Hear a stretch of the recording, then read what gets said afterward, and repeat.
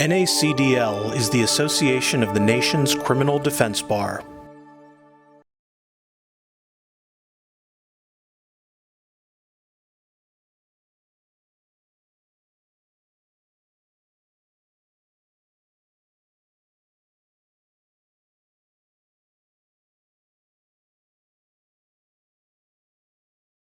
Hi, and welcome to NACDL's webinar, Racist by Design, How Systemic Racism and Inherent Biases Manifest in Artificial Intelligence, Machine Learning, and Beyond.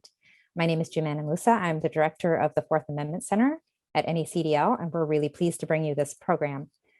Today, we're going to be hearing from a number of people, not all on the legal parts of it, but we're really trying to get behind some of the technology and the data that feeds the systems that people are encountering, whether it's in policing, in sentencing, in questions of release and questions of bail, and understand why the technology is not as I want to say, like, not racist, which is not the right word, but why the technology is not as just technical, and it does in fact reflect the biases that have been inherent to the criminal legal system since its inception.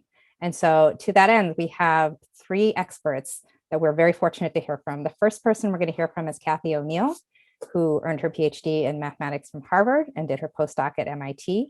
She's also the author of this book, Weapons of Math Destruction, which for me was really the book that centered me in understanding how algorithms really can reflect bias and racism in systems. After Kathy, we're going to hear from Sierra Robson, Sierra Robson, who is a doctoral student currently in sociology and social policy at Harvard, and also the inaugural associate director of the Ida B. Wells Just Data Lab at Princeton University. While Sierra was at Princeton, she did work with Ruha Benjamin on this book, Race After Technology, which discusses the new Jim Code and how these things show up, again, in technology. And then we're going to be rounded out by Rashida Richardson, who is an incoming assistant professor of law and political science at Northeastern University School of Law. She's currently a visiting scholar at Rutgers. She's done an enormous amount of scholarship on this issue, including her latest piece, which we did send out to all of you, Defining and Demystifying Automated Decision Systems, which defines automated decision systems for legislative and regulatory purposes, because of course we can't define what we're talking about. It's very hard to know how to work with it. So we will be, after hearing from each of them, we will have time for Q&A, and I will be facilitating that. I'm thrilled that you're all able to join us. And with that, I'm going to turn it over to Kathy. Thank you so much, Jimena. So I'm here sort of representing the data science angle of this stuff. And if that gets you worried, it's by design. The truth is these algorithms are represented by marketing essentially as impossible to understand and foolproof and objective and also neutral. And those are all very sort of untrue and yet specific projected methodologies that people who use this technology find really useful to propagate. So they tell you to think of this as like computers aren't biased, so you should trust this code. They essentially ask you to trust the code as much as you might trust mathematics, which it really isn't mathematics. It has mathematical elements, but it doesn't have any like axioms and proofs. It is something else altogether. And what is it? Well, I'm going to even just tell you, because I think it's important to demystify this. I'm going to tell you what an algorithm is, a predictive algorithm, in such a simple way that you'll be like, oh, that's not that complicated, because it isn't. An algorithm has two components, two ingredients, if you will, and one of them is historical data, and the historical data has to have sort of like a situation that led to either success or failure, a situation that led to either success or failure. So that's the second element, which is the concept, the definition of success. Like, what does it mean to succeed? What does it mean to fail? That's it. So you need this historical data and this definition of success. And that's how you build an algorithm. And so what you do is you train an algorithm to recognize patterns. So that's what predictive algorithms do. They recognize patterns of success. So in other words, if given a situation, the algorithm will sort of predict whether it will be successful or not, basically depending on whether it looks similar to things in the past that ended up being successful. Okay, so it's just a pattern matching thing saying this will be successful, I predict, because things like this were successful in the past. Let me give you an example from your daily life. When you decide what to wear in the morning, let's say your definition of success in the COVID era is simply you want to be comfortable. So your historical data is all the memories you have of everything in your closet. You know whether these things are comfortable, you know whether those things were comfortable in the past. And so when you choose an outfit, you're going to predict, hey, this is going to be super comfortable because I remember not exactly this outfit, but very similar outfits like this were comfortable in the past. So that's the kind of thing a predictive algorithm does. It says, I know so much about this because I've seen lots of examples like this, and this was successful or this was a failure for lots of examples in the past. So I'm going to predict the same thing will happen in the future. That's, in a word, like what a predictive algorithm is. And one thing you can already tell from it is that it basically suggests or predicts that the future will be just like the past. I mean, that's one of the most important comments to make, is that it's like, it doesn't invent a new future. It doesn't say whether the past was correct or just or a good thing. It just predicts that it will be the same in the future. It also cannot predict things that it doesn't have information about. So if it doesn't have information about outfits you wore, if you've forgotten about them, then you have no way of knowing whether this outfit, which is very similar to things you forgot about, whether that will be successful or not, because you just don't have that information. I want to give you one more example before I talk a little bit about how predictive algorithms are used in the criminal justice system. And the other example I want to give is about feeding my family dinner. It's also about memories, right? So like most predictive algorithms, of course, that you run into are digitized data, but I'm just focusing on really basic examples like cooking my kids dinner. And the reason I wanted to bring this up is because there's more than one stakeholder in this new example. In the example of what I'm wearing, I'm the only stakeholder. I'm the only one who cares whether it's comfortable or not. But in the world of cooking dinner, I'm cooking dinner for my family. So I care about some things and my kids care about other things. My youngest son is a big fan of Nutella, so he's going to define success for dinner to be whether he gets to eat Nutella. Whereas my definition of success for dinner is like, did my kids eat vegetables? So I'm going to optimize to my definition of success, not to his. Because why? Because I'm the mom.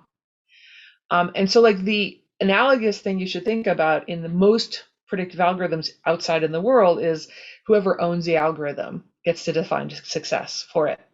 So it's not agenda free. It's in fact the opposite of agenda free. It is in fact an agenda. My agenda is to get my kids to eat vegetables. The agenda of the Facebook newsfeed algorithm is to get people to stay on Facebook.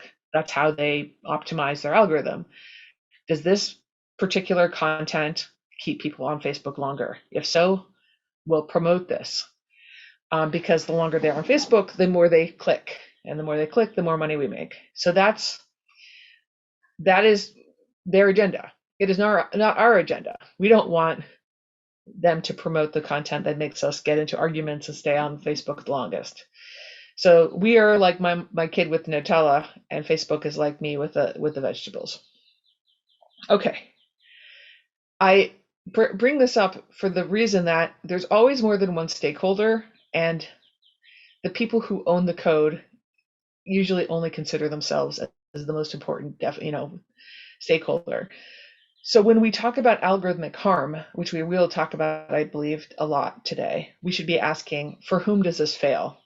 And so in my current life as an algorithmic auditor, I spend basically my entire time auditing asking that simple question: for whom does this algorithm fail?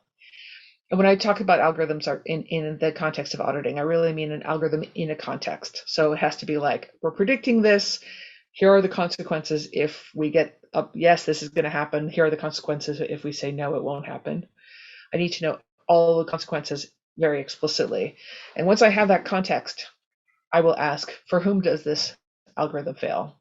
And almost always the answer is it fails for people of color. It fails for poor people. It fails for women.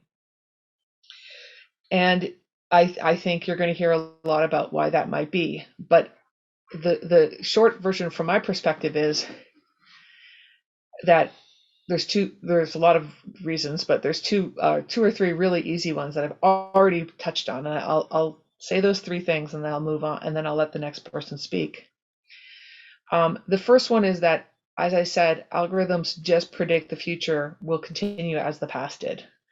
So, for example, when we hear about the Amazon engineering hiring algorithm being sexist, we shouldn't be surprised because it's propagating the past. And unless we thought Amazon engineering hiring in the past was perfectly done without sexism, which we don't believe because it's not just Amazon, it's every company, we shouldn't be surprised to hear that sexism was discovered, codified in the data itself. So the very fact that we're actually projecting onto the future exactly what happened in the past is already a giveaway that that we're going to be propagating problems as well as things that we want to propagate. So that's one reason. Another thing to remember that I already touched on is this idea of forgetting, like forgetting how it worked out with certain kinds of clothes. I don't want to think about forgetting per se, because I think a better way of thinking about it is missing data in the context of crime data. Is that we just don't collect crime data. It's not fair to say we forgot to collect crime data. We only define crime to be crime, certain types of crime. In fact, I don't even like the phrase crime data because it implies that we have it. What we have is arrest data and we have reported crime data. And both of those forms of data come nowhere near the concept of crimes. Sometimes as a thought experiment, which I don't have time to do right now, I ask people to imagine what it would look like for us to actually collect crime data, which is to say to sort of have a digital artifact of every crime that's ever committed. Because obviously most crimes never get datafied. They just are never written down. Arrests are, but we all know that some people are much more likely to be arrested for certain crimes than others. So that's not the same thing as crime. That is really more about police activity than it is about crime.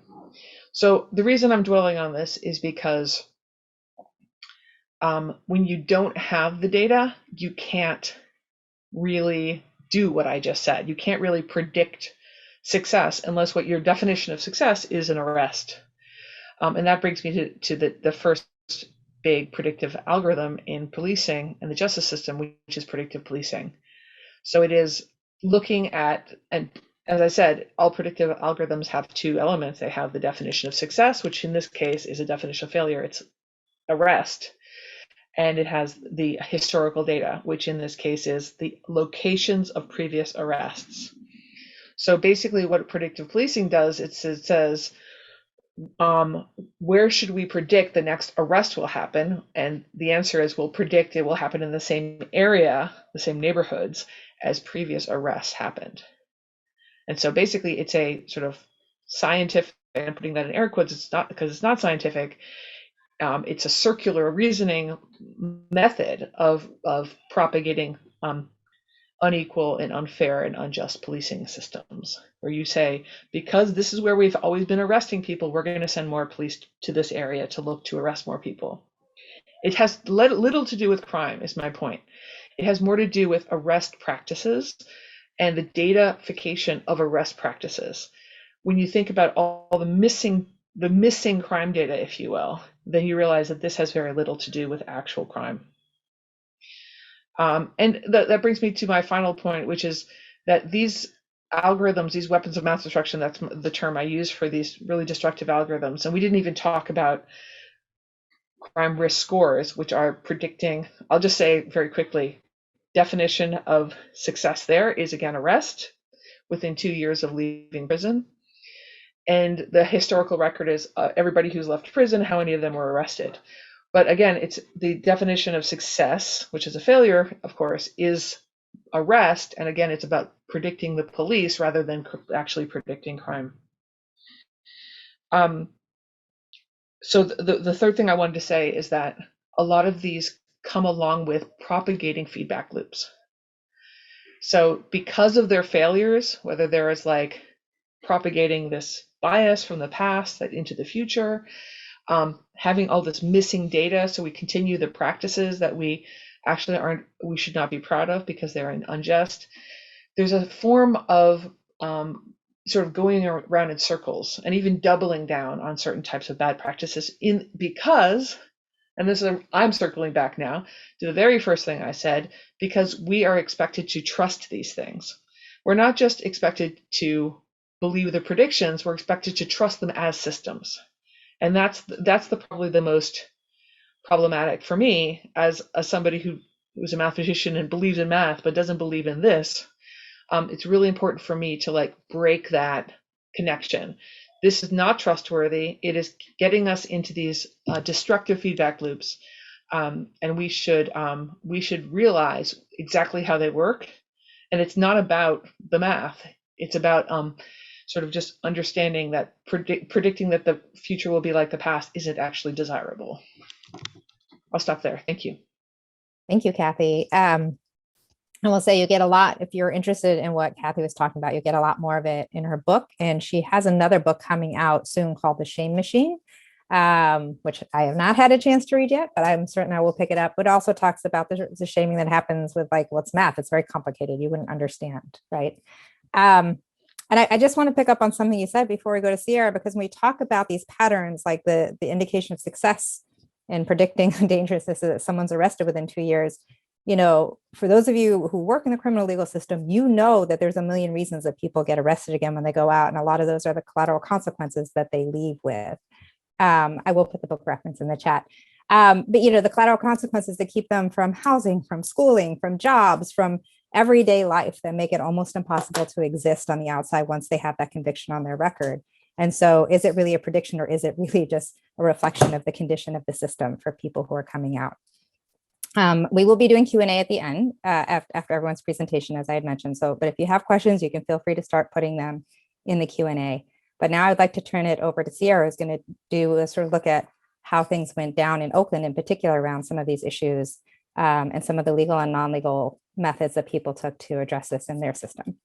Thanks so much. Yeah, I want to pick up where Kathy left off and kind of give an example of some of the ways in which this data is biased by historic practices. And it's not just practices of policing, but also practices of residential segregation, of redlining, and of all sorts of other types of discriminatory practices. So I'm going to share my screen. And I want to start today actually with a quote from Margaret Atwood, who many of you might recognize as the author of several horrifying science fiction novels, including The Handmaid's Tale. So she says, every dystopia contains a little utopia, and every utopia contains a little dystopia. Now, I begin with this quote because it's important to remember that every technological advancement is a manifestation of someone's imagination. This is very similar to what Kathy has just told us. In policing, it might be an imagination for safety, or an imagination for who is criminal, or an imagination for a world without police. The point of the quote, though, is to remind you that imaginations are not homogeneous. That is, someone's utopia is likely someone else's dystopia. And the technologies that we build directly reflect our societal understanding of whose imagination, whose utopia is prioritized. So I begin with this quote to foreground a case in which two imaginations came into a full-on clash with each other. And I think if I explain the case a little bit more, you'll be able to see how imagination often relies on long patterns of history that are not easily uprooted. So any historical project begins in the archives. And so today I'm going to begin there as well. And though my talk today will begin in about 2013, we'll together travel at least back to the 1930s. All right, so what are we looking at? This is a declaration from the city administrator of Oakland, California, written in 2013, which approved about $2 million of federal funding earmarked for anti-terror projects to construct what was called the Domain Awareness Center, or colloquially, the DAC. Now, the DAC was essentially just a tricked out surveillance machine. So it was set to combine a bunch of street level cameras, the footage from those cameras, into one place where police could surveil the entire city. And these were cameras on coffee shops, shopping malls, storefronts, everything you could possibly imagine. It was also set to include a whole bunch of different technologies that were predictive, like facial recognition technologies, license plate readers, crime hotspot maps, and much, much more. Now, the Oakland, this is actually a picture that I took when I was in Oakland, and you can see that there's tons of surveillance cameras everywhere. The circles are the ones that I can just see with my own naked eye, but there are several others that we can't see. So you can see that even on one city block, it's absolutely everywhere. So the Oakland City Police Chief described the project as, quote, great, and a way to deter those who, without the presence of a camera, might use the opportunity to prey on others. And finally, he described it as a chance to increase the economic opportunity of Oakland. The city council agreed and pretty much unanimously voted to approve the measure. But remember, the funds used to build the technology were earmarked for counterterrorism. And nowhere did the police justify the use of the DAC with a threat of terror. So almost immediately, Oakland residents took to the streets to demand that the construction be halted. They described the center as a police state with surveillance rather than something that would help produce a safe neighborhood to raise their children. And there was good reason for their concern. Not only had there never been a terrorist attack in Oakland, but neighboring cities that were at greater threat of a terrorist attack were actually banning similar technologies. So San Francisco, which was really close by, at the same time that the DAC was being passed in Oakland, banned facial recognition technologies. So the question for the protesters was, why Oakland? And so it turns out that the answer is very complex, but race certainly had something to do with it. So here you see a map of Oakland in the 1930s, and this is no ordinary map. Some of you may recognize it as a redlining map, one which was used to legally enforce segregation. So redlining was the process of literally drawing a red line around the area in a city where Black people were allowed to live. And the grade 4 areas, which on this map are demarcated in red, represented where Black people could live, while the green areas represented mostly where native-born white Americans could live. And these maps were an exact reflection of where the best resources existed. So the best schools, the best streets, the best parks. And while this practice was outlawed in the 1960s, the legacy still exists with the highest population of Black residents living in the Lake Merritt area in the grade 4 red area on this map. Okay, so flash forward about 80 years. This is the camera of where, this is the map of where the cameras for the domain awareness system exist in Oakland. And no surprise, these two maps directly adhere to one another. The DAC surveillance cameras are an exact replica of the redlining map of the 1930s, meaning that those who are being watched are mostly Black and brown residents of Oakland. So rather than an anti-terror project, it became very clear that the DAC was actually a policing technology. And more concerning, it immediately impacted the Black and brown residents of Oakland.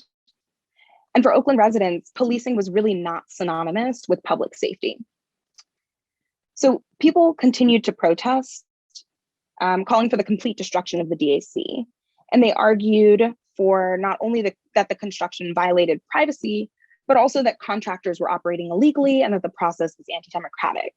And still, the city council asked really only one question in jest rather than in earnest. One person asked, "We won't be spying into people's living rooms, will we?" And then proceeded to approve the measure.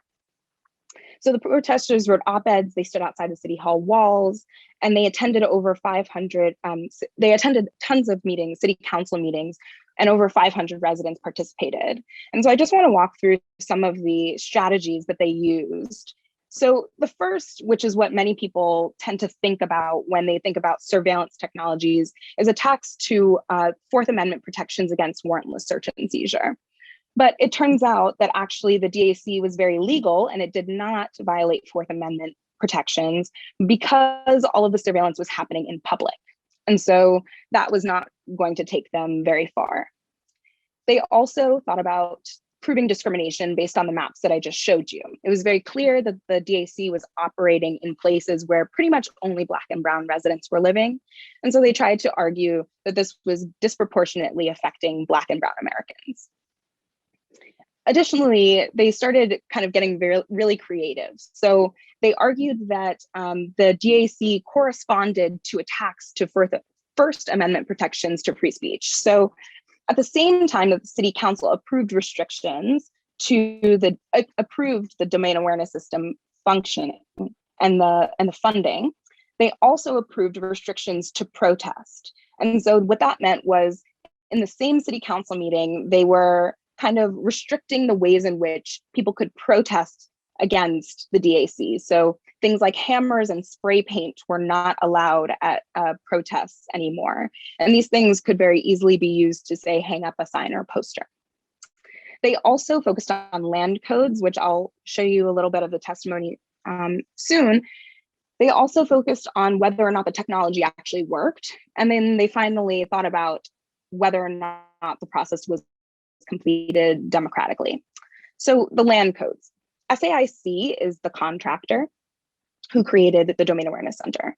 So one of the protesters in the meeting, in the City Hall meeting, said, SAIC was involved in nuclear weapons when this contract came before you, and you knew that. So to go through with this is against the nuclear free zone policy. And I would like to know, since you did go through with it, if they are being fined the $500,000 that they should have been fined because they were not within their own guidelines. So this is focusing on really specific, Oakland-specific land codes, and the fact that the contractor was a military contractor, essentially. The second one is the efficacy of the technology. Another protester said, there's no solid evidence that mass surveillance such as that being proposed by the DAC prevents crime, especially violent crime. This is a myth propagated by companies that want to sell DAC technologies to every city and town across the country, making bazillions in profit from your tax dollar to no effect. It is a myth that it is eagerly lapped up by police and politicians who want to do something about crime instead of investing long-term in education and living wages, jobs, the real crime reduction strategies. And this is actually true. There's lots of data that suggests that these kinds of technologies don't actually reduce crime in any meaningful way.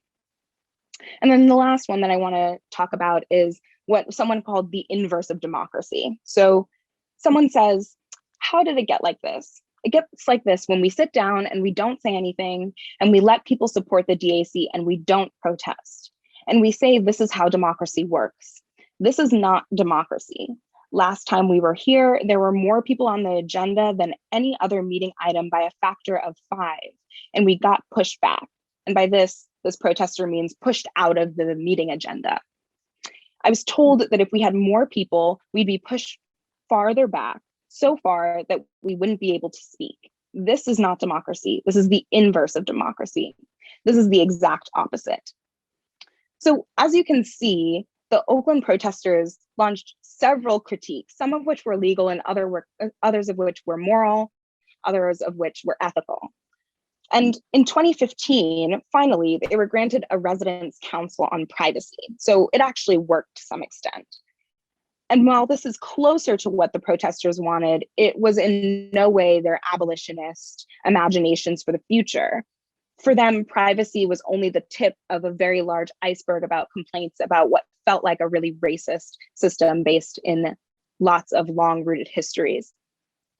So I end again with Atwood, who reminds us to consider the utopias and the dystopias that are intertwined with one another, almost inseparable. And when we analyze technologies of any sort, but especially those of policing, we should be sure to ask, whose imagination is this representing? Whose imagination is being manifested? And what can we do to ensure that those with less power have the opportunity to put forth their own imaginations? So I'll stop here. Great, thanks for that, Sierra. And I think, in what you're talking about, and this does go back to the phrase that I love that came from my after technology, which is the new Jim Code, right? Which is you're essentially taking tech and layering it over the actual physical historical maps and systems that perpetrated racism and bias and segregation, but then sort of tech washing them into this, nice shiny math, computer science, machinery sort of lens to say, it's no problem here. Pay no attention to all of that data that we fed into this. What we spit out is really pristine and not an issue. So now I'm going to turn it to Rashida Richardson, who's going to talk to us a little bit more about, all the types of automatic decision systems, ADS systems, how this is all feeding in, where are all the pressure points in the criminal legal system, and some thoughts about what you as lawyers can do with that. So Rashida? So I'm going to be discussing some of the ways that criminal justice data reproduces racialized outcomes to hopefully round out what has been great presentations by Sierra and Kathy. So first, I want to talk about ways that dirty data is introduced into the criminal justice data sets. And first, to define what that term even means, dirty data comes from the data mining community and typically refers to any type of misrepresentations, inaccuracies, errors, inconsistencies in a data set. And as Kathy and Sierra's presentations demonstrated, this often comes up from the fact that data reflects and reproduces historical and current patterns of racially biased policing practices or policies, as well as uneven enforcement. But I'm also going to talk about some of the less obvious ways that these data sets are skewed. Next, I'm going to cover some of the way that data travels through the criminal justice system and beyond to help demystify some of the ways that data is typically talked about as being easily handed off between very specific actors.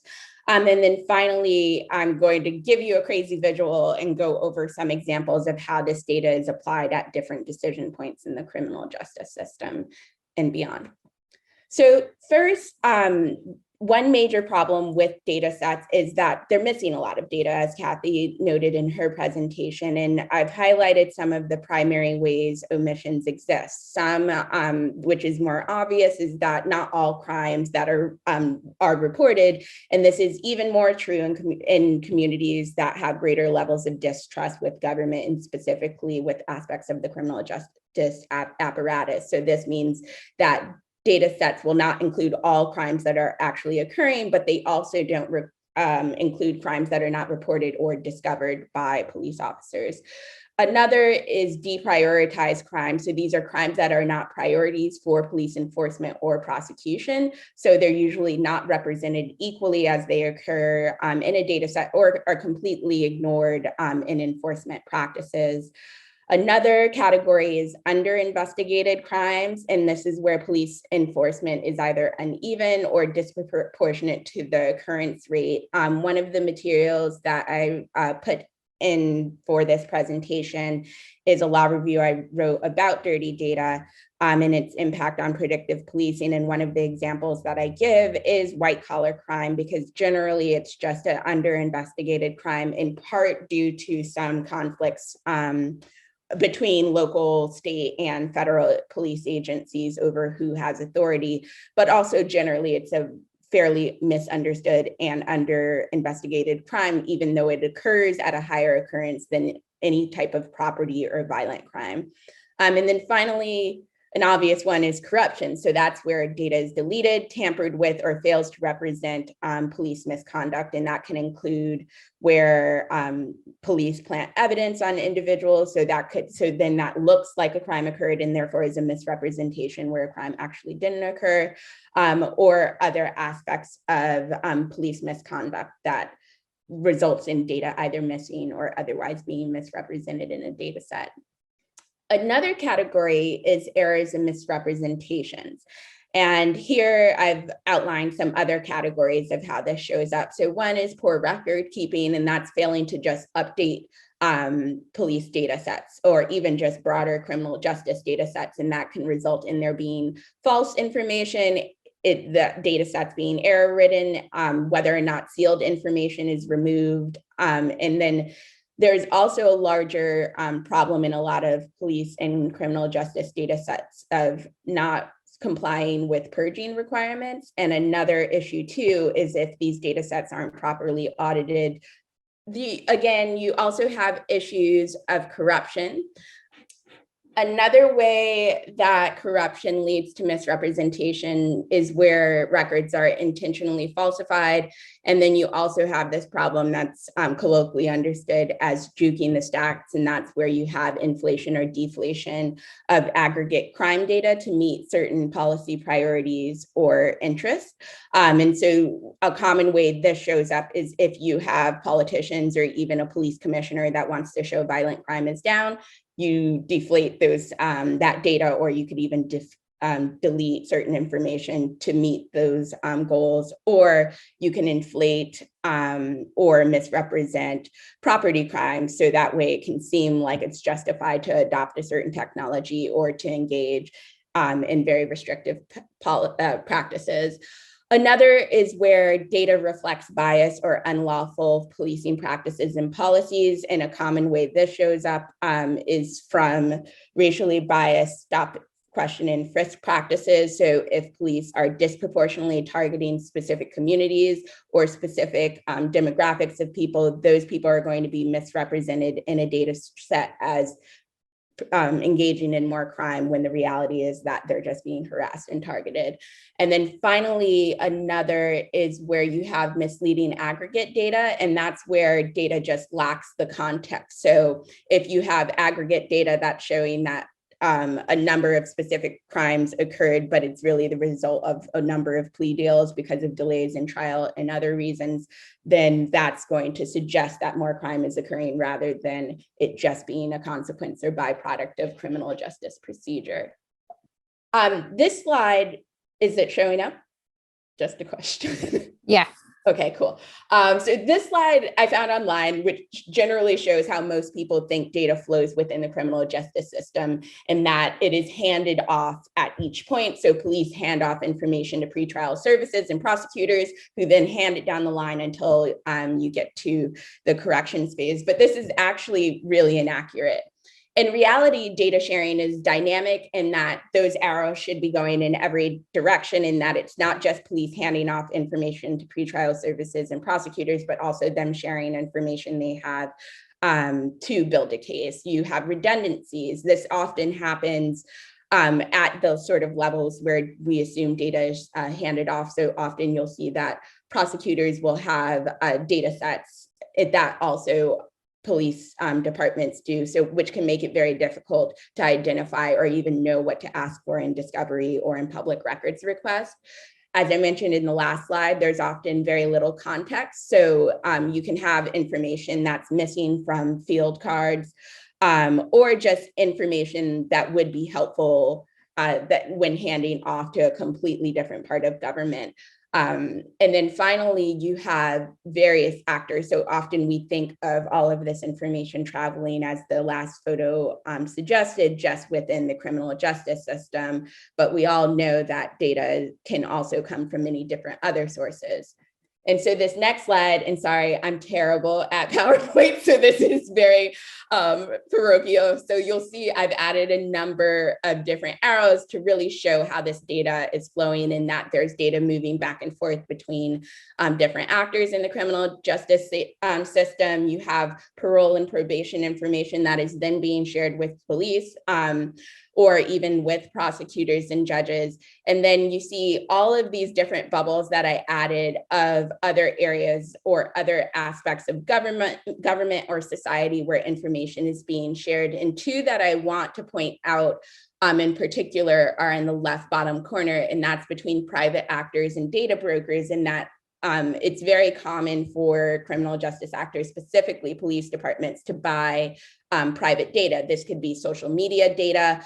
A great example I saw was information about people attending concerts or general flow between areas, but also there's more obvious sharing points, and this is where the collateral consequences are almost exacerbated. And this is how information is shared with employers, housing authorities, public benefits office, immigration enforcement. There's also contingents in many large police departments where you have, like here in New York City, we have the transit department of the NYPD, which is a separate set of officers, or even police officers that occupy schools schools and other educational facilities. And that's many, and in addition to just these agencies in themselves sharing information, that's another way that information is handed off between and within government. And then this last slide, I'll spend a little bit of time on to help you understand the many and various ways that data is applied within the criminal justice system. So in many ways, this data can be used to just inform general decision-making, but we now know that data is often applied, whether using statistical techniques or algorithms, as Kathy helped describe, or by surveillance and other automated decision system technologies that ingest this data to either apply and inform and predict risk scores or add labels or other classifications that are supposed to aid decision-making by different actors in the criminal justice system. But in many ways, these tools tend to distort and add a level of opacity around decision-making, or as we've talked about, tech washing, math washing. It suggests that because relying on data, these decisions are therefore more objective or empirically based, but the reality is it's just a feedback loop in that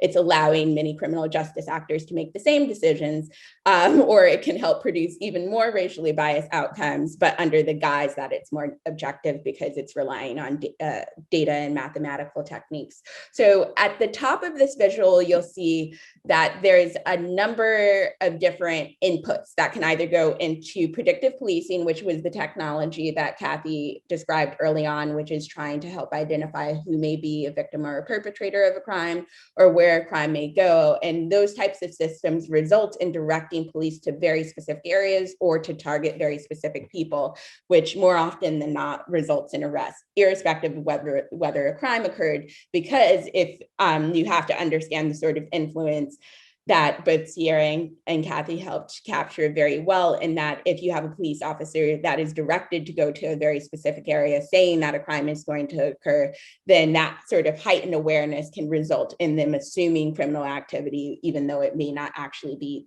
taking place. Or it could serve as pretext for often what are unconstitutional or otherwise unlawful stops.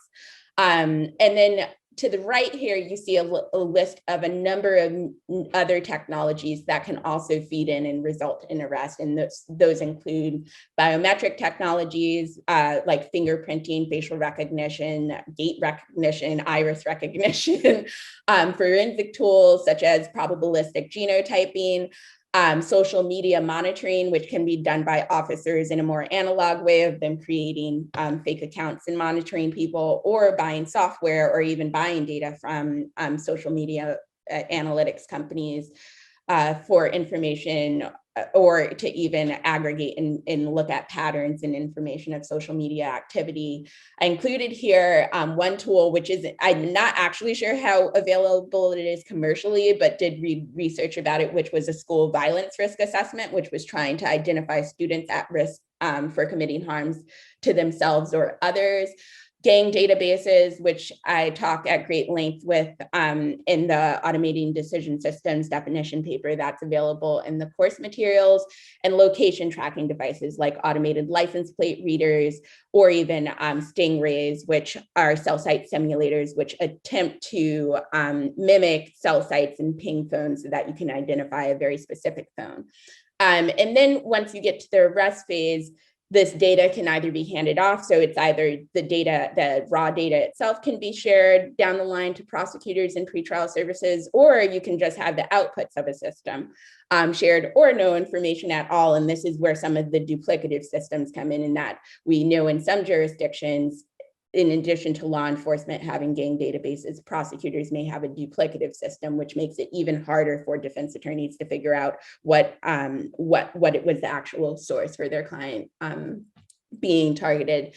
And in addition to prosecutors having similar technologies to aid in decision-making, they can also use data and tech to help inform charges and pleas. And then the arrows continue down to pretrial risk assessments. And that's a tool that I think more people are becoming aware of thanks to a lot of the investigative reporting. And these are tools that attempt to create a risk score for an individual about the likelihood of recidivism or flight risk. It really depends on the jurisdiction and the type of tool as to what it is actually trying to predict or create a risk score about, but often it produces some type of score. Sometimes they're color coded. Sometimes there's very little information to give context to what information is being shared, but then it's given to a judge or another actor to then decide whether or not someone receives bail.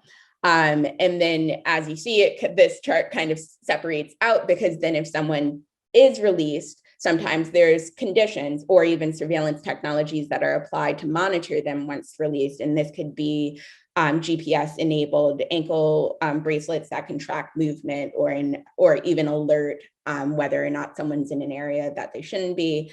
And then separately, if someone is remanded and has to go to jail, there's housing classification tools, which are used to figure out where individuals should be housed. And sometimes this is using information that's fed in from gang databases to avoid any type of conflict, or other information collected by criminal justice actors. At trial, there's more actuarial risk assessments that are used that can inform sentencing.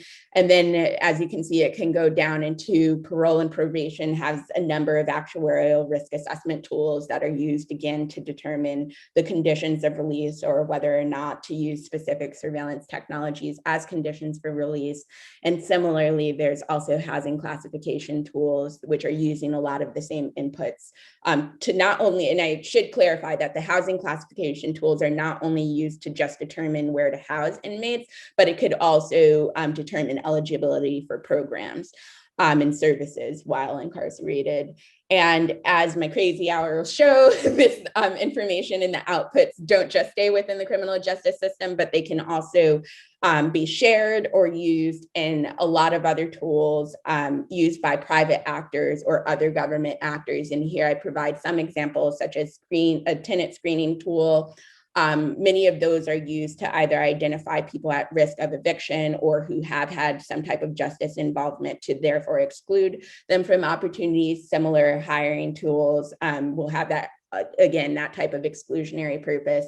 You have child welfare screening tools, which often inform decisions about whether child welfare agencies will follow up with families, or it will result in a visit or an investigation. And sometimes criminal justice data points are used to inform those types of decisions or technologies that are used. And another I list here are housing prioritization tools. And those are often used by homelessness services within a city to either help triage or identify prioritized housing based on availability or risk. And there's been a lot of research to demonstrate that all of these tools I've listed reproduce racialized outcomes. And you can see how this sort of has a feedback loop effect, not only by the agencies that are using the tools, but this also feeds into data sets and technologies that are used within the criminal justice system. And I'll stop there. Thanks, Rashida, for completely freaking us out about all the places this shows up in the criminal legal system, and then it's sort of the way it then multiplies out into every other aspect of someone's life. So yeah, nice and freaked out. The machines are coming for us.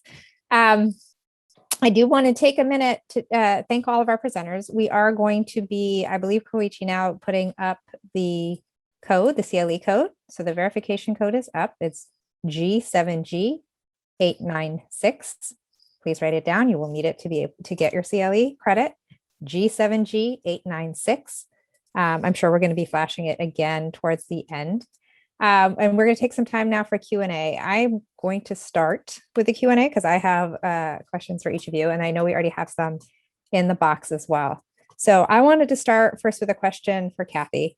I know, having read your book, there's some really good specific examples of how algorithmic decision making can go really wrong. One of the ones I remember stood out to me is the algorithm that suddenly took teachers that were great teachers and indicated that they were terrible teachers and needed to be fired. And within that gets me thinking about, I know that there's an algorithm that somebody creates that they can say, well, I created it this way, there's these inputs, it weights them this way, and this is how it comes out at the end. But that also some of these algorithms then start to learn their own lessons. And it gets to the point where even the person who sort of set it up initially can't even tell you what it's doing anymore, because it is sort of learned on its own and gone off and done its own thing. So I'm wondering if you could talk a little bit about sort of how do we end up with these outcomes where, somebody who was a great teacher is now a terrible teacher? And, what happens when even the person who created the algorithm can't tell you what it's doing anymore? Yeah. I'm going to get like pretty philosophical on you just for a moment and then go back to the teacher example. One of the conclusions I have drawn through my study of these terrible algorithms like the teacher value added model and predictive policing and crime risk scores are that these algorithms often inhabit a space that should be filled by a really difficult reckoning, a difficult conversation that people don't want to have. So it's like the algorithm takes the place of a difficult conversation. And the difficult conversation in the teacher's example was, you could say it was about whether a teacher is a good teacher, which already is a very difficult conversation. Like you won't get 5 pedagogical experts together who agree on what that even means or how you would measure that, for sure. But it actually was even heavier than that. The actual sort of political argument for the teacher value added model was this concept of an achievement gap widening. The achievement gap being the sort of, it's a stupid definition, but just bear with me. This is how it's defined. The sort of gap of standardized test scores between rich kids and poor kids, or black kids and white kids. These gaps were widening, especially between rich and poor over the decades. And the question was, how do we make that widening gap get smaller? And the idea was, let's blame the bad teachers for making it so bad. And then was like, who should we fire? It was, in other words, Giovanna, it was so political that it's really hard to pinpoint exactly why such a crap algorithm got so widely distributed, but it did, and it was bipartisan. It was like first No Child Left Behind, then Every Child Race to the Top, or whatever it was called. It was like extended by Obama, and in fact, Obama even added incentives for like accountability for teachers in a statewide thing, right? Federal money goes to states if states implement this accountability crap. And what it came down to, as you point out, was that it was just a random number generator. It was actually a random number generator. Like these teachers were getting fired or bonuses even in some places based on these numbers, which were random. And often really good teachers got very, very low scores. And I managed to find a couple of those really excellent teachers because they were like, wait a second, I've been teaching for 30 years. And I know I'm a good teacher. I've gotten all these teaching awards. What did I get? A 6 out of 100.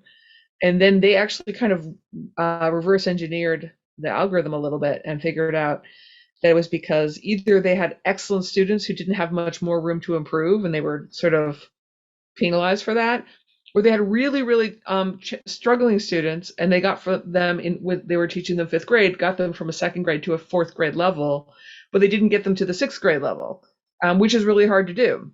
So they did a really good job teaching, and yet it wasn't measured well on the scores. Anyway, I don't want to belabor it, but at the end of the day, the algorithm was really being used as a weapon. That's why I call it weapons of mass destruction. It's being used as a weapon against teachers and teacher unions. In fact, the Chicago teacher strike was largely arguing about the extent to which the value-added model should be used to fire people. And the last thing I'll say about that is that this is about race too, because these algorithms, these value-added models weren't being used in white suburbs. They were being used in like African-American inner city schools. If you look at the map of where they were being used, it was being used as a weapon against teachers of poor black kids and black and brown kids. And a lot of the teachers, the best teachers, I mean, this is the irony of it, and the feedback loop, the destructive feedback loop, was that the best teachers in those systems were like, why should I get arbitrarily fired? I'll just flee to the white suburbs where I don't get fired based on this arbitrary random number generator. So instead of actually improving that achievement gap, which by the way is about inequality, it's not about bad teachers, actually, but we don't want to talk about inequality. So that's where the difficult conversation that we're avoiding is happening. Instead of it getting any smaller, it got bigger because the kids, the teachers of the kids in those inner cities left, the best ones left, and the churn went up, and that's bad for education. So like it was a mess, but it's a mess almost by construction. These algorithms are terrible, and they're being used to avoid solving a problem and to place the blame on the victims of the problem rather than the people who were responsible for it. Thanks, Kathy. This is so uplifting. I think we're gonna have to show a short kitten video at the end of this or something. Sarah, I wanted to ask you about, I know in the book you worked on with Revengement, there was a lot of conversation, not just about sort of, the wonky outputs that, whether it's marketing or advertising or what happens when you search Black people and what images come up. You also sort of tied it back to not just, whatever the mechanism was, but the people who were doing the coding. And can you talk some about that? Like, who is working at these companies? Who are the engineers and the technologists? I know, if anyone's followed the news or, follows the news that we follow, Timnit Gebru was recently let go from Google as, who was supposed to be the head of researching ethics in AI for coming out with some damning evidence in terms of how that was going down. And that sort of led to a ripple effect of other resignations and sort of letters internally. So can you talk some about the dynamics of who is in these roles, who are the engineers, and what does their sort of background and bias mean to how these things get created and then put out into the world? Yeah, absolutely. So I guess the first point that's pretty important to recognize is that the vast majority of predictive policing algorithms are made in the private sector. So that means technology companies or technologists are relying on data that they've gotten from probably the government or someplace else, and then they're creating the algorithm and selling it to the government, in this case, the police, for use. And so what that means is that we're relying on the population within the tech company to create this algorithm. So just some statistics in the top 5 largest tech companies, the rates of diversity are abysmal. So it's like 2% Black engineers or something like that. It's something really ridiculous. And so what that means is that you're relying on largely white male populations of coders, often who have very affluent backgrounds, to create code to police some of the poorest and most marginalized people in the country. And so what ends up happening after that is that their own biases kind of get funneled into their construction of the algorithm. And so when you might think of, what might make someone more likely to commit a crime, for example, something like a zip code would seem objective to that coder, and it would go into the algorithm, when we know that zip code is often a proxy for race. And so even if race is left out of the model, because of these kind of blind spots in the understanding of people who work in these companies, you often end up with code that reflects race in ways, even if it doesn't explicitly mention race. The other thing that I'll mention, though, is that oftentimes code that is specifically meant to help certain situations ends up re-entrenching bias. And so, for example, you can consider pretrial risk assessment scores. So there was a whole debate about bail, because bail obviously privileges individuals who have money. And so individuals who have money can pay bail. Individuals who don't end up awaiting trial in prison. Pretrial risk assessment scores kind of popped up as this solution to bail. Now we'll just assign a risk score to somebody based on their likelihood to reoffend or to appear to court or something else. And then we'll allocate people to prison or allow them to stay out of prison to await their trial by this risk score. But then when you look inside the actual code of many of these risk scores, you see things like, does the respondent own a cell phone? Do they pay rent? Do they have family who can help them pay rent? And often all of these things are also racially coded, or a proxy for income or a proxy for wealth. And so even in situations where individuals are explicitly trying to create code that rejects some of the really bad systems. And they're trying to kind of reckon with exactly what Kathy mentioned, which is some of these really hard conversations about bail reform, for example. Oftentimes inequality still keeps getting re-entrenched. And it's one, because of blind spots, but two, because of this over-reliance on algorithms rather than having really explicit conversations about things that are often really hard to talk about. Thanks, Sarah. And so I'm going to be turning to the Q&A shortly. Rashida, I just wanted to just point out, I know at some point, because when you look at all the boxes and the arrows and the inputs and the outputs, that's the kind of thing that can make somebody's head hurt and their eyes glaze over and they're like, well, this is, it's too much, it's too big, I can't do it. But you did actually put together like a toolkit for lawyers. And we're going to talk about some specific questions, but do you have like a top 1, 2, 3 of things to think about when you're sort of thinking of this massive machinery, when you're a lawyer with a client and how to take it on?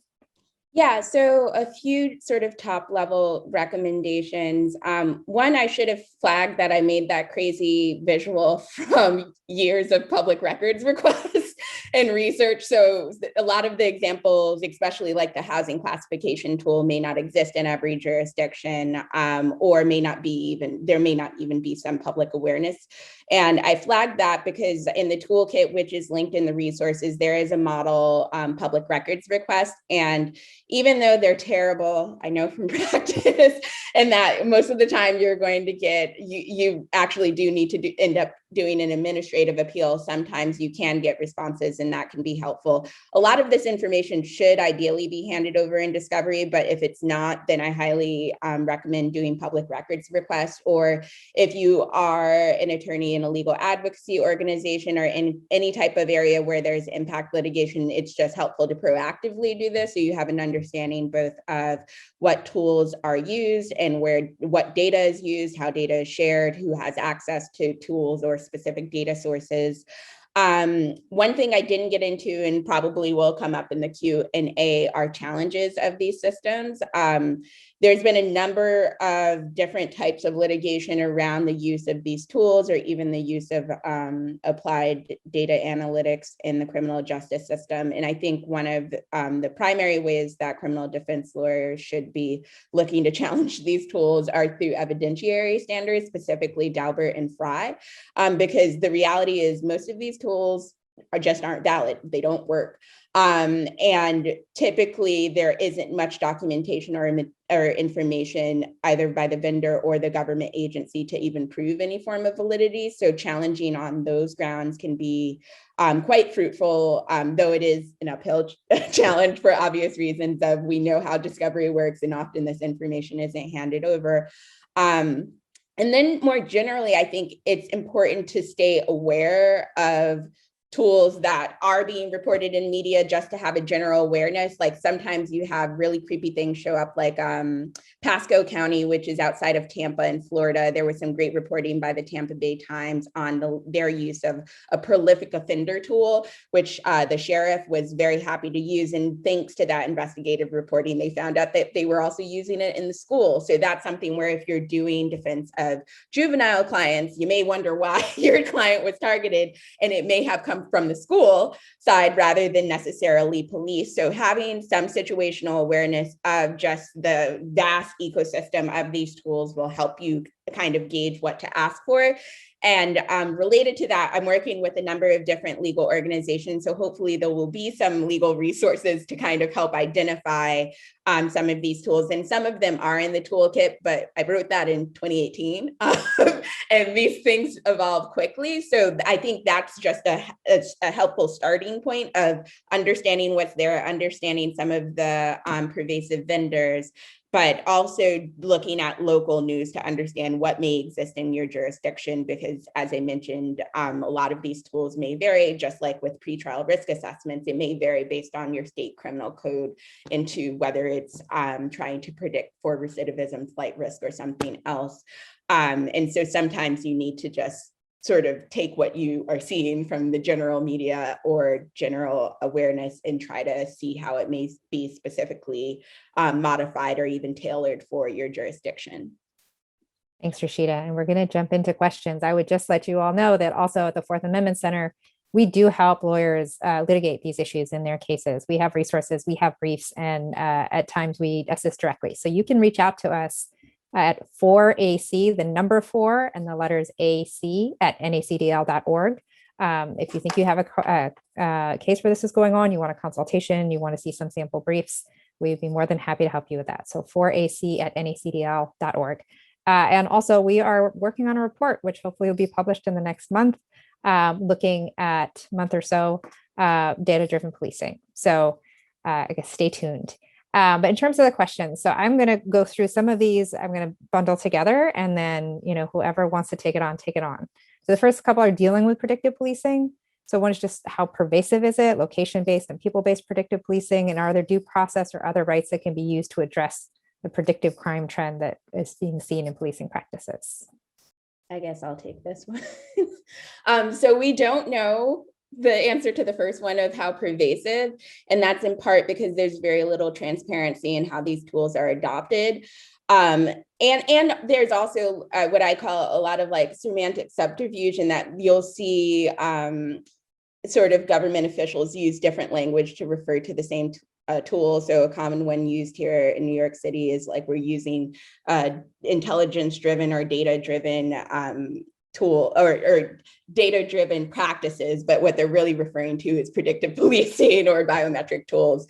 And another reason there's a lack of transparency generally is because no police department is announcing that they're using these tools, but also the way there's a lot of issues with procurement, and that the way that these tools are procured and acquired are not always through a legitimate process, and that you have some scandals like the New Orleans Police Department, which was given the Palantir system for free. So there wouldn't be no public record of that system being procured. You also have some vendors that are very well informed about procurement guidelines, so they'll price the system right under the amount that requires any type of review, so there's less public transparency. And then a third route of why there is not much awareness is most of these systems came into fruition through federal funding. So that's DOJ, BJA, COPS, and other sort of segments of the Department of Justice funding, which are being used to either develop tools or to help local districts pilot these systems.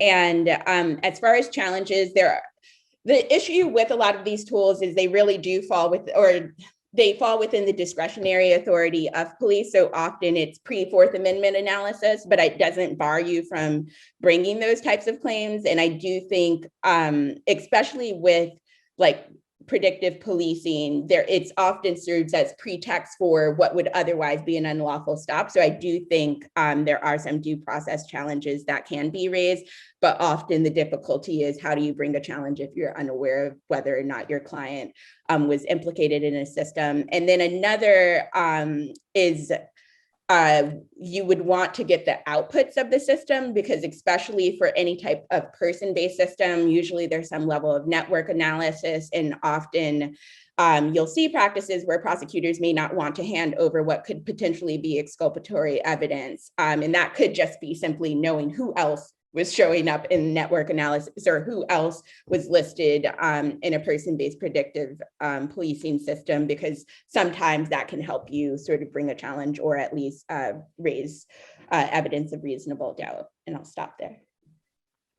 I'll add one other resource. I completely agreed with Rashida that it's extremely difficult to determine like where these things are happening. But one resource that has been really useful for me in my own research is the Electronic Frontier Foundation's Atlas of Surveillance. It documents where lots of these predictive policing and surveillance technologies are happening across the country. And if you just look, they have a map that kind of plots where they've been able to find these. And they found that it's happening in over 3,000 jurisdictions, at least in the United States. And so that's a pretty scary number. But I'll also mention that oftentimes these are patterned in like regional ways. And so you'll see on the West Coast, like a very similar set of technologies that's different from on the East Coast. And then also there are some kind of flagship policing departments that use tools. So the LAPD is one, and the NYPD is another. The Chicago PD is another, where they kind of have all of the tools and departments look up to them. All right, thanks. And the next question, maybe any of you, but Kathy, I'm kind of looking at you for this one. It's a question about, obviously we can see, and particularly, defense lawyers know how arrest records can be problematic predictors of, where crime occurs. When it comes to reports of violence, particularly things like murder, they're almost always reported. And would an algorithm based on something like that seems like a more set and clear set of data be a more useful one? Or is it still problematic?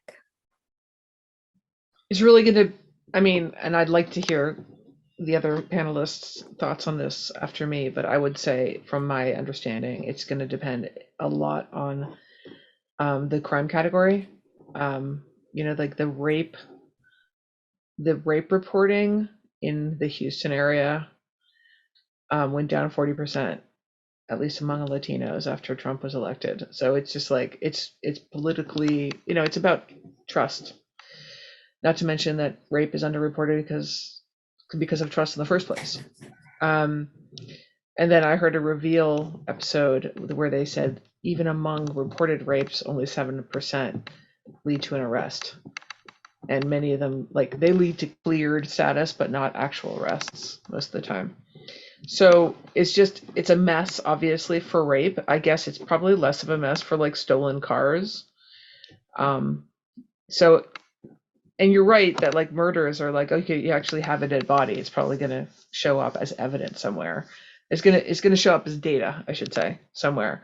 But, only a little bit more than half of murders end up in arrests, and less than half if the victim was Black. So it's just this data is, and there's a lot of other crime categories that I'm not mentioning that run the gamut between are they reported sometimes, depending. One of the weirdest hackathons I ever went to with respect to data was looking at 311 data in New York City. And if you went by the data, we did a heat map. And by the way, I should mention to the previous question about predictive policing, heat maps for I've gone to police departments where they showed me their heat maps. They don't even call it predictive policing, but that is predictive policing. It's the same exact idea. Where's the heat? Where are there all the arrests happening? It's exactly the same idea, and it's cheap. It's not even an algorithm really. Anyway, we built a heat map of rat sightings in New York City, rat sightings. And guess where all the rats happen to be? Upper East Side. What does that tell you? That means that people in the Upper East Side literally see so little wrong in their daily lives that they call about a rat in the subway. It's insane, right? That's just something that the rest of New York is what are you doing, right? But the point is that it's this weird selection bias where people will complain about things because they I don't deserve my life to be interrupted by this, and that will be datafied for no particular good reason, but it's because the neighborhood has this expectation. It's beyond trust. The Upper East Side has an expectation of protection, but also just indulgence from the police, whereas other neighborhoods will not report really serious crime because they don't trust that the police have their backs. So it's just reporting. I would say reporting is not going to solve this problem. And the thought experiment that I often run with people is imagine the technology that would capture all crime data. That would be I'm just imagining it's dystopian, just bear with me. Surveillance cameras in every elevator, in every bathroom, in every hallway, in every outside area, and every blah, blah, blah. And artificial intelligence running 24/7 on those cameras that recognize crime when they see it. And I'm nobody wants to live in that world. And then I'm well, but guess what? We do actually make people live in kind of that world. But that's exactly where it's seeing uneven policing in the first place. So it's the thought experiment about what it would look like to have full surveillance on crime is what we are doing to people who we are over criminalizing, and what we are not ever going to do to the people that we actually want to be protected from the cops. So I'm sorry. I want to give you some good news too, Joanna. But we should, maybe talk about something else, I guess. Well, we'll get to the kitten videos. So go to a couple of questions about data, which, one is really, is there a difference between qualitative and quantitative data when you talk about these tools? And Sierra, this was sort of directed at you, but also talking about the history of concocting data to propagate racist presumptions. And they were referencing Khalil Gibran Muhammad's The Condemnation of Blackness. Yeah, okay. So I can probably take the latter half of the question and pass to someone to take on the qualitative versus quantitative data question. But so Muhammad's book, Condemnation of Blackness, is a really fabulous one that I'd highly recommend to everyone. Essentially, it kind of tracks the history of crime statistics in the United States, and essentially just finds that the category of Black and became conflated with the understanding of criminal through crime statistics. And essentially that happened through exactly the things that Rashida and Kathy have been talking about, which is just historic practices in which police were actively deployed in various neighborhoods that were largely Black and brown, and they captured statistics on crime that was happening in Black and brown neighborhoods pretty much exclusively. And so it wasn't that crime among white people wasn't happening. It was just that crime among Black and brown people was being captured, and it was documented kind of in these statistical forms. And so now when we have algorithms and we look back on the data, it seems as though Black and brown people are the only people who commit crimes. That's not actually true. It's just that a missing data set is the crimes of white Americans. And so this kind of manifests in a lot of different ways in the criminal justice system, but it's precisely what Kathy was talking about earlier with like this missing data and like what happens when we kind of have an absence of data. And one of the things that I encourage lots of my undergrad research assistants to do is to kind of think through why it is that these absences in data are actually there. They often indicate some sort of power struggle, and it often is protecting some sort of power. And so another great example is data on police murders, for example. For the longest time, we didn't have tons of data on police murders. And so it would be really difficult to create an algorithm that would predict when and where a police murder would happen. And that's often only because no one in the government found it useful or found it important to capture this data. And it wasn't until very recently that a few grassroots organizations who have really fabulous data scientists started kind of curating this data so that we now have these data sets. And so all of this is to say that there's a very long history that kind of links Blackness and criminality together. And a lot of that is just based on the capturing of data, the use of statistics. And I'll leave it there and ask kind of someone else to jump in on the qualitative versus quantitative. Anyone? Qualitative, quantitative, no difference? They're both bad. I'll let Kathy go, and then I don't actually know that. I don't know what they mean by that. I'm sorry. I don't differentiate. I don't have categories in my head. I started out this conversation by talking about memories as data, right? So obviously I don't really know. All right. Well, I think we can then go ahead because we do have still a number of questions.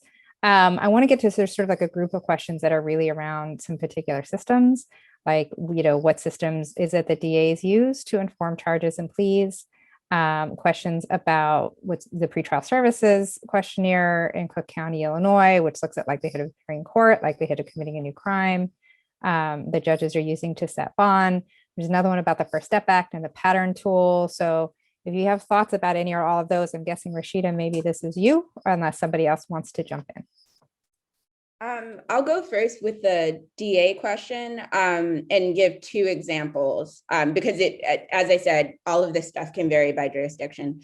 So one example of a way data or even an output of a data-driven system can influence DA's decisions specifically around charging and pleas is predictive policing. So with the Chicago, they had the strategic subjects list, which was a person-based predictive policing system, and it came with a policy directive that actually told prosecutors to upcharge individuals if they were if they were subsequently arrested after receiving a notification, which was a very awkward and weird warning that they were on this list.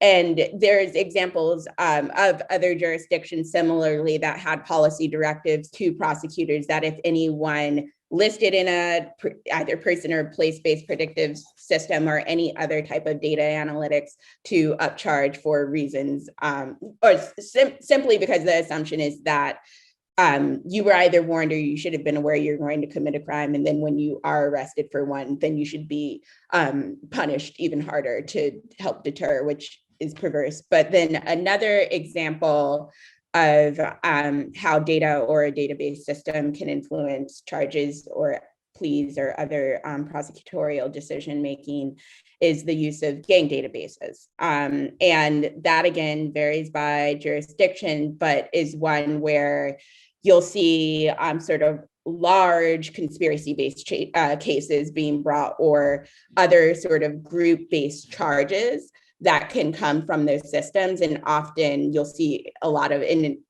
plea deals that come from those cases, mostly because no one actually committed a crime, but also because it's easier if you're bringing, there's been great reporting about some of these incidents in New York, like the Bronx 120 case, which has a great report about it, where the majority of individuals that were ultimately targeted and charged in that NYPD investigation ended up pleading out. So there's other examples, but in a lot of these may depend on the type of data being used or even the type of system, but generally you get more punitive outcomes or more punitive stances from prosecutors when using either these data outputs or other data-driven systems. On the pattern tool, I'll say I don't have it at the tip of my fingers, but I do know that NACDL did write sort of a letter pointing out all the issues they had with the pattern software. If we're able to find it, we will drop it quickly in the chat. But I will also say that all the books that were referred to today, we have also dropped in the chat so that you can sort of click on the links and find them easily. Did anyone else want to answer this, or can I move to another question? We are putting the CLE code up again, which is great. So, again, if you haven't written down, please do so now, because people are, you are going to need it in order to get your credit. G7G896. So that's G like George.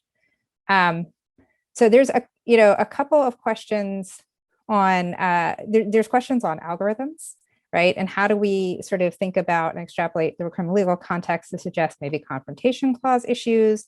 If we hit the wall in discovery because the government tells us they don't belong, it's not ours, we can't do anything about it, these are private, these are black box algorithms, or is there any way to how do we confront that? And is there standards for communicating, like what kind of inputs are being used, what are they purchasing, are there organizations sort of advocating for more transparency? So this is the larger black box algorithm question. How do you pull it from the light when the government says it's not even ours, we can't do anything about that, the company says, well, this is super proprietary, we can't tell you what's in our secret sauce? What happens when that's what you're dealing with in court? Yeah, I would love to take that question if possible. I actually started an algorithmic auditing company to be able to do this exact thing, which is to delve into the way black box algorithms work. I have to get hired by either the company that built the algorithm or the company that's deploying the algorithm. Usually, as was already mentioned, I think by Sierra, like these are almost always built by third-party data vendors and then licensed by police departments or the judicial system. And if there were leverage, like if there were lawsuits saying, like class action laws, I'm not a lawyer, so I don't know what it would look like, saying you can't, like we have constitutional rights and due process or whatever it is. And by the way, just as like maybe helpful information, there were 6 teachers in Houston, Texas that sued and won once they were fired from their jobs based on their teacher value added model score, which we talked about earlier. And the judge ruled that their due process rights had been violated. So like it's not impossible to imagine that if you could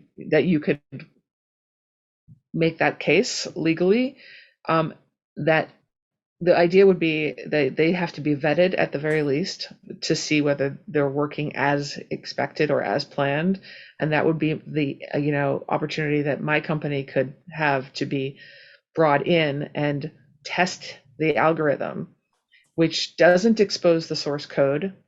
So it's not an IP issue. The idea would be to, if I had my way, the standards would be like the methodology of my tests would be open source and the results would be open source, but that the code would stay secret, but we would know what is it doing. And we could ask the question, what is the disparate impact of this software? But in order to force that to happen, it has to, I don't imagine that a police department is going to say, please audit this software before we use it. That's just not how it works politically.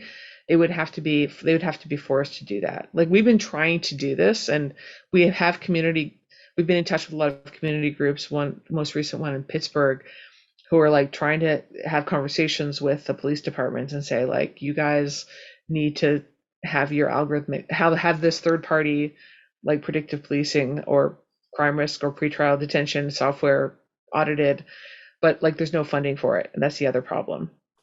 So anyway, I'm just saying it is possible to do that, and it's possible to do that without exposing IP, but there's no incentives, and there won't be until lawsuits are won around these issues. Okay, so the answer Which is, I know it's like a circular reasoning, because nope, sue the pants off of them. How can you sue them if you don't know they exist, as Rashida mentioned? Right. And how can you sue them when you don't know exactly how they're working?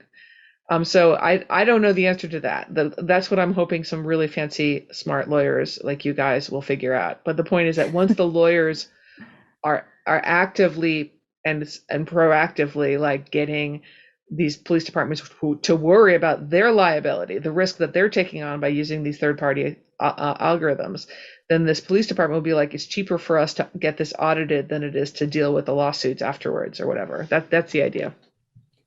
Okay, so I know we're running down on time, and there's a number of questions on sort of what do we do now. So I'm going to sort of package those together, and maybe each of you can give us some thoughts.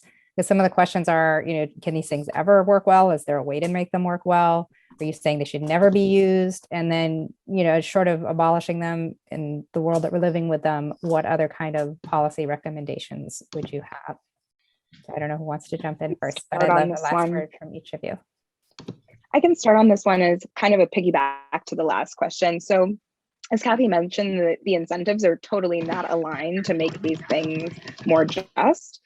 But there are some pushes to start kind of creating incentives that align in that way. So one of them is creating systems such that people who procure algorithms in the government have to procure like open source algorithms. And so all the algorithms go kind of on GitHub or something like that, which kind of prompts people, one, to have good code, and two, to kind of showcase that they're not kind of creating these algorithms that rely on these really horrible proxies for race or class or whatever else. And so I think that is one really good way to kind of start shifting things into the public sector so that that audit can happen, one, by researchers and people like Kathy, but two, just by the general public being able to look at them. So I think that's one thing that would be really fantastic. So I'll go with another one that has kind of been circulating both on the local, state, and national level is the mandating governments to do what are called algorithmic impact assessments. And this would ideally happen before a system's used. But I do want to do one plug, and I'll add this in the chat, that there was this ethics committee in the UK, and they recently sort of did some findings. And one thing that isn't included in most algorithmic impact assessment outlines is requiring governments to also do an analysis of impact for data being shared outside of the specific government agency using a system, or when the outputs are used, because that's something that hasn't come up, but and is why some of these collateral consequences or even disparate impact in other agencies isn't captured.